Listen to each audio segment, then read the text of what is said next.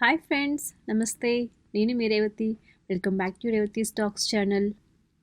Please subscribe to my channel and hit the bell icon for new updates.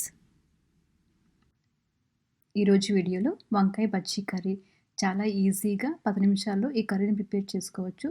Rice lake serve చేసుకొని తింటే చాలా టేస్టీగా ఉంటుంది ఈ కర్రీ. ముందుగా ఫ్రెష్గా ఉన్న ఒక 400 గ్రామ్స్ దాకా వంకాయ తీసుకోవాలి. ఇది బాగా క్లీన్ చేసుకోవాలి. తర్వాత ఒక గిన్నెలో కొద్దిగా వాటర్ అలాగే ఒక టేబుల్ స్పూన్ దాకా సాల్ట్ వేసి వంకాయని ఇలాగా పీసెస్గా కట్ చేసుకోవాలి. తర్వాత దీనికోసం 2 టమాటోస్ కట్ చేసుకోవాలి. అలాగే ఒక ఆనియన్ కట్ చేసుకొని పెట్టుకోవాలి. 7-8 పచ్చిమిర్చి కట్ చేసుకోవాలి. కొద్దిగా చింతపండు. తర్వాత స్టవ్ పైన ఒక పాన్ పెట్టి అందులో కట్ చేసుకున్న వంకాయ వేసుకోవాలి.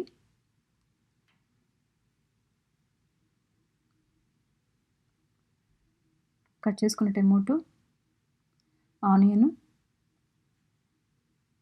అలాగే పచ్చిమిర్చి కూడా వేసుకోవాలి. కొద్దిగా చింతపండు, ఒక టేబుల్ స్పూన్ దాకా సాల్ట్ వేసుకోవాలి. కొద్దిగా పసుపు వేసుకోవాలి. చిన్న గ్లాస్తో 2 గ్లాసెస్ దాకా వాటర్ పోసుకోవాలి. తర్వాత మూత పెట్టేసి మీడియం ఫ్లేమ్లో ఒక 10 నిమిషాల పాటు బాగా ఉడికించాలి. ఇలా ఉడికిపోయాక వాటర్ మొత్తం ఇంకిపోయాక వంకాయని ఇలాగ మెత్తగా ఉడికిపోవాలి. తర్వాత మ్యాషర్తో మ్యాష్ చేసుకోవాలి లైట్గా. ఇలాగ మ్యాష్ చేసుకున్నాక దీనికి పోపు పెట్టుకోవడం కోసం స్టవ్ పైన ఇంకొక ప్యాన్లో 3 టేబుల్ స్పూన్ దాకా ఆయిల్ వేసుకోవాలి. ఆయిల్ బాగా హీట్ అయ్యాక కొద్దిగా పోపు దినుసులు వేసుకోవాలి. తర్వాత ఒక 4 ఎండుమిర్చి తీసుకొని ఇలాగ తుంచి వేసుకోవాలి. పోపు దినుసులు కొద్దిగా ఫ్రై చేసుకోవాలి. తర్వాత ఒక చిన్న సైజు ఆనియన్ కట్ చేసుకొని వేసుకోవాలి.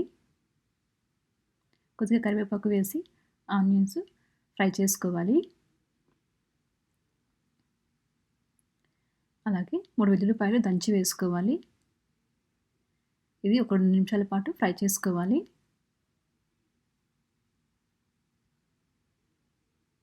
ఇలాగ కలర్ మరంతగా ఫ్రై అయ్యాక మనం ముందుగా మ్యాష్ చేసుకున్న వంకాయ కర్రీని వేసుకోవాలి.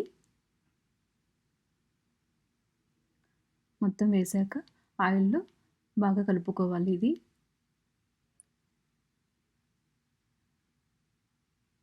ఒక 5 నిమిషాల పాటు ఉడికించి లాస్ట్లో కొద్దిగా కొత్తిమీర వేసుకుంటే ఎంతో టేస్టీగా ఉండి వంకాయ బజ్జీ కర్రీ రెడీ. మీరు కూడా ట్రై చేసి ఫ్రెండ్స్ మీకు ఎలా వచ్చిందో కామెంట్లో షేర్ చేయండి.